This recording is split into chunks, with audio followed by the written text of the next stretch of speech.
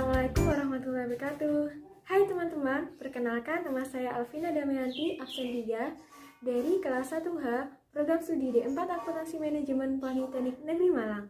Nah, pada kesempatan kali ini saya ingin mempresentasikan mengenai manajemen bisnis dengan topik-topik yang dibahas yaitu 1. Pengertian manajemen bisnis, yang kedua, tingkatan manajemen bisnis, yang ketiga, fungsi-fungsi dari manajemen, dan yang keempat, pengambilan keputusan dalam manajemen, dan yang terakhir, strategi manajemen. Nah, untuk topik pertama, yaitu pengertian manajemen bisnis. Secara etimologi, kata manajemen diambil dari bahasa Prancis kuno, yaitu manajemen, yang memiliki arti seni dalam mengatur dan melaksanakan. Manajemen juga dapat didefinisikan sebagai upaya perencanaan, pengorganisasian, dan pengontrolan sumber daya untuk mencapai sasaran secara efisien dan efektif. Grafin 2013 menyatakan bahwa manajemen merupakan serangkaian kegiatan termasuk perencanaan dan pengambilan keputusan, pengorganisasian, kepemimpinan, dan pengendalian yang diarahkan pada sumber daya organisasi yaitu manusia, keuangan, fisik, dan informasi dengan tujuan mencapai tujuan organisasi secara efektif dan efisien. Ada pula menurut Sarinah 2017, manajemen adalah suatu proses dalam rangka mencapai tujuan dengan bekerja bersama melalui orang-orang dan sumber daya organisasi lainnya. Manajemen bisnis dapat diartikan sebagai kegiatan perencanaan, pengerjaan, hingga proses mengawasi. Hal ini dilakukan pada usaha atau bisnis tertentu. Sedangkan tujuannya itu sendiri berkaitan dengan cara tepat untuk mencapai tujuan usaha yang dilakukan. Nah, secara sederhana, manajemen bisnis dapat diartikan sebagai usaha yang dilakukan untuk mencapai target.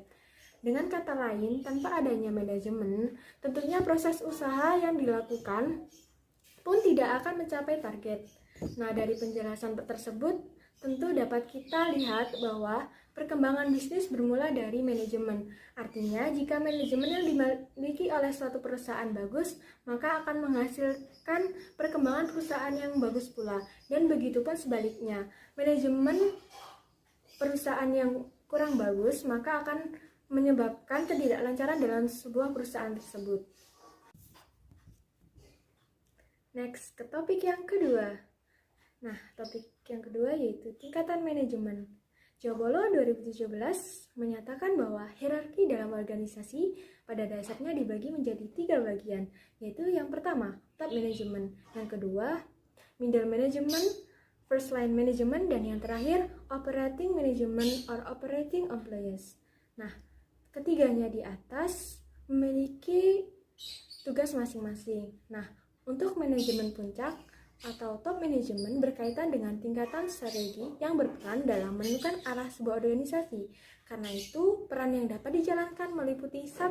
Figurehead, yang kedua, pimpinan organisasi, yang ketiga, penghubung keluarga organisasi, yang keempat, juru bicara baik ke dalam maupun keluar organisasi, yang kelima, entrepreneur, yang keenam, mengalokasian dana sumber, dan yang terakhir, perundingan. Nah, untuk yang kedua yaitu manajemen tingkat menengah yang berkaitan dengan tingkatan manajerial. Tingkatan ini dapat dikelompokkan menjadi 2, yaitu middle management sebagai manager dan first line management misalnya supervisor. Nah, adapun tugas-tugasnya yaitu 1. Penciptaan keselamatan kerja dan kondisi cara kerja yang baik. Yang kedua, mendorong terjadinya kerjasama dengan baik antara atasan dan bawahan. Yang ketiga, mempertahankan secara konsisten kebijaksanaan, prosedur, dan pengaturan perusahaan. Yang keempat, mencegah terjadinya secara pemborosan tenaga kerja, baik itu mesin, material, maupun uang. Dan yang kelima, memberi informasi secara lengkap kepada atasan. Dan banyak lagi tugas-tugas dari manajemen tingkat menengah. Tingkatan yang ketiga yaitu operating employee atau operating management. Nah, di sini berkaitan dengan tingkatan operasional. Tenaga kerja yang berbeda pada posisi ini bertugas mengadakan aktivitas operasi organisasi sesuai dengan tujuan dan metode kerja yang ada. Nah, Giobolo 2017 berkata bahwa kegiatan tingkatan manajemen di atas mempunyai keterampilan manajemen yang berbeda-beda, yang menciptakan suatu pembagian kerja masing-masing tingkatan manajemen. Nah, berdasarkan uraian Giobolo tersebut, dapat kita ketahui bahwa terdapat keterampilan konseptual yang merupakan kemampuan manajer guna menciptakan koordinasi dan mengintegrasikan semua kepentingan dan aktivitas sehingga dapat dilihat sebagai kesatuan yang bulat dan utuh. Yang kedua yaitu keterampilan kemanusiaan, merupakan kemampuan untuk mengadakan kerjasama dengan orang lain, memahami dan memotivasi orang lain. Yang ketiga yaitu keterampilan administrasi. Nah, keterampilan ini berkaitan dengan fungsi-fungsi manajemen.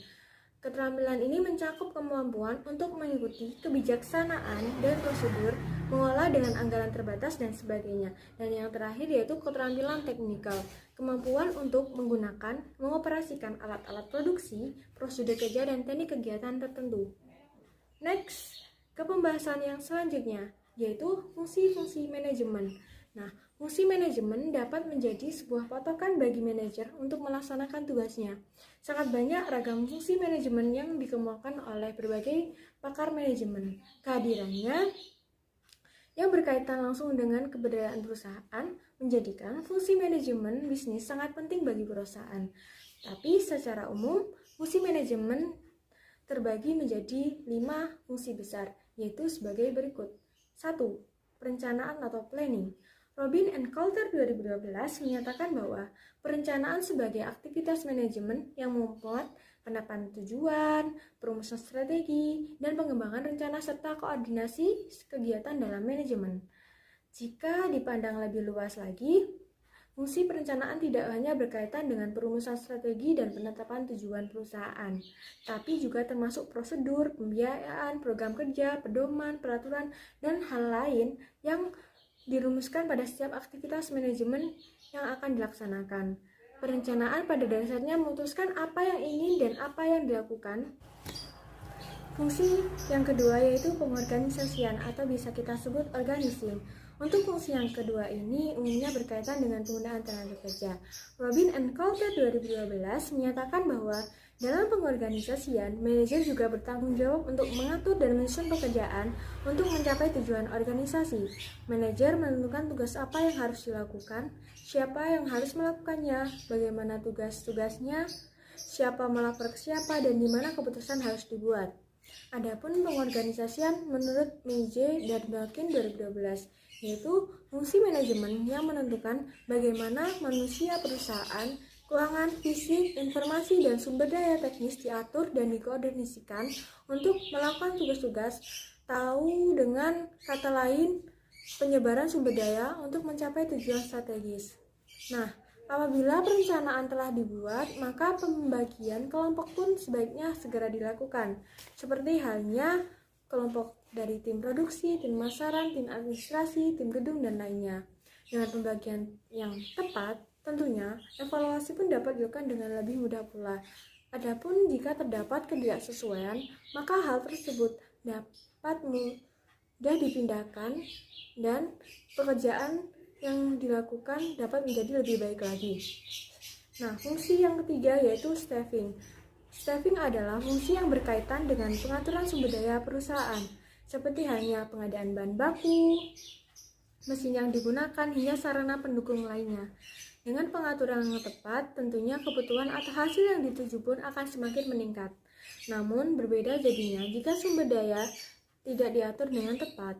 Selain menjadi hal yang tidak produktivitas meningkat dengan mudah, hal tersebut tentu akan membuat perusahaan mengalami bekalan modal yang menimbulkan kerugian kepada perusahaan. Yang keempat yaitu direction. Direction sendiri adalah fungsi lainnya yang harus ditunjukkan oleh pimpinan, seperti halnya tindakan pemimpin dalam menyemangati para karyawan, sehingga hasil yang ingin dicapai pun dapat diraih dengan mudah.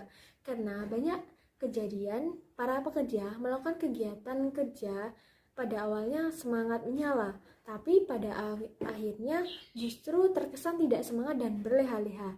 Tindakan seperti itu dapat merugikan perusahaan. Nah, fungsi yang selanjutnya yang terakhir yaitu controlling atau pengawasan. Nah, fungsi ini adalah fungsi yang wajib dimiliki oleh kegiatan manajemen. Pengawasan dapat dilakukan dengan melihat sistem kerja yang dimiliki. Apakah fungsi tersebut dilakukan dengan baik atau justru sebaliknya. Melalui pengawasan, setiap hal penting yang berkaitan dengan kegiatan perusahaan tentu akan dijadikan sebagai bahan evaluasi. Selain itu, kesulitan yang dialami juga dapat dicatat dan ditempatkan pada masukan ataupun saran. Kegiatan pengawasan sendiri tidak hanya dilakukan oleh pimpinan saja, tetapi juga dilakukan oleh ketua kelompok atau bahkan tim yang ditunjukkan secara khusus. Next, ke topik selanjutnya. Nah, topik ini yaitu membahas mengenai proses pengambilan keputusan dalam manajemen. Pengambilan keputusan sangat penting dalam manajemen dan merupakan tugas utama dari seorang pemimpin. Pengambilan keputusan decision maker akan menghasilkan sebuah decision, yaitu keputusan. Nah, pengambilan keputusan merupakan hal yang sangat penting dalam manajemen karena keputusan merupakan suatu permulaan dari semua kegiatan manusia, sadar dan terarah baik secara individual, kelompok, maupun institusional. Robin 1984 mendefinisikan bahwa pengambilan keputusan sebagai berikut. Decision making is process in which one chooses between two or more alternatives. Hasil pengambilan keputusan decision making yang dilakukan oleh manajer biasanya didasarkan atas 5 tahap, yaitu yang pertama, keyakinan. Dalam pengambilan keputusan, seorang manajer harus memiliki dasar bahwa keputusan inilah yang terbaik setelah diperhitungkan dan dianalisis faktor-faktor internal maupun eksternal serta dampak positif dan negatif dari keputusan tersebut. Yang kedua, yaitu institusi. Manajer harus bisa mengambil keputusan berdasarkan institusi, bersifat ilham dan feeling-feelingnya. Yang ketiga yaitu fakta. Pengambilan keputusan didasarkan atas analisis data, informasi, dan fakta-fakta serta didukung dengan kemampuan imajinasi, pengalaman, perspektif yang dapat, dan daya pikir untuk mengimplementasikan situasi dan kondisi masa depan. Yang keempat yaitu pengalaman, experience. Manajer dapat mengambil keputusan berdasarkan pengalamannya dan pengalaman pihak-pihak lain. Yang kelima yaitu kekuasaan, authority. Dalam pengambilan sebuah keputusan, manajer juga harus berpedoman atas kekuasaan yang dimilikinya, supaya keputusan yang diambil sah dan legal untuk diberlakukan. Nah, terdapat pula teknik-teknik pengambilan keputusan. Dalam pengambilan keputusan, manajer melakukan beberapa teknik, antara lain 1. Operating decisions, 2. Linear programming, yang ketiga gaming war games, yang keempat probability, yang kelima ranking and statistical weighting. Nah, operating decision sendiri mengacu pada bagaimana mengambil sebuah tindakan atau putusan dengan cara ilmiah untuk menggerakkan kemampuan manusia dan sistem mesin dengan sangat optimal. Karena umumnya beberapa sumber daya langkah riset operasi adalah solusi agar tetap produktif dan bersaing.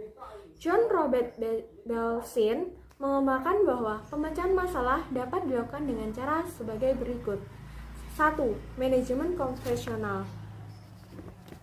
Masalah yang dihadapi manajer dapat diselesaikan berdasarkan tindakan-tindakan yang diambil pada masa lalu. Yang kedua, manajemen sistematis. Manajer memecahkan masalah berdasarkan pengalaman pribadinya dan pengalaman orang lain yang menghadapi masalah yang sama. Yang ketiga, manajemen ilmiah.